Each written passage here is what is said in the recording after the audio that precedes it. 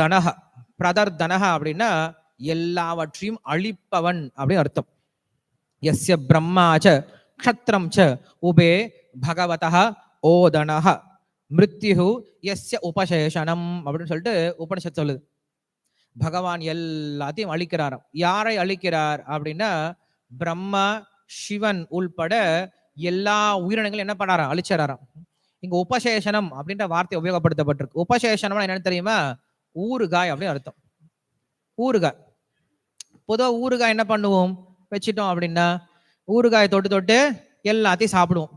கடைசியில சாப்பாடு பந்தி முடிச்சு போது என்ன பண்ண அந்த ஊறுகாயை வலிச்சு வாயில போட்டு போயிடும் இல்லையா? அது போல என்ன பண்றாரு பகவான், மிருத்யு அப்படின்ற ஒரு தேவத்தை வச்சிட்டு இருக்காரு. மிருத்யு தேவதை. அந்த மிருத்யு தேவத்தை வச்சு என்ன பண்றாரு, எல்லாத்தையும் முடிச்சு கட்டுறார்.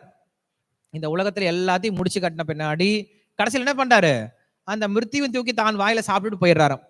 இப்படி பகவான் எல்லா உயிரினங்களையும் தனக்கு உணவா கொண்டிருக்கிறதுனால அவனுக்கு பேரு பிரதர்தனஹா அப்படின்ற பேரு. சமீபத்துல ஒரு சில முட்டாள்கள் கேள்வி கேட்க ஆரம்பிச்சாங்க, ராமர் மாமிசம் சாப்பிட்டாரா அப்படின்னு சொல்லி முட்டாள்கள் கேள்வி கேட்க ஆரம்பிச்சாங்க. ராமர் மாமிசம் சாப்பிட்டார், ராமரே சாப்பிடும் போது நம்ம ஏன் சாப்பிடக்கூடாது அப்படின்னு சொல்லி கேட்கிறான்.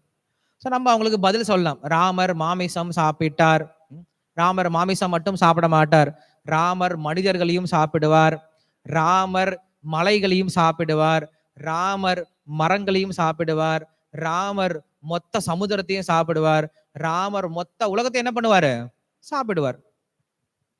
ஏன்னா அதே ராமாயணத்துல சொல்லப்பட்டிருக்கு, உலகம் உண்ட பெருவாயான்னு சொல்லப்பட்டிருக்கு.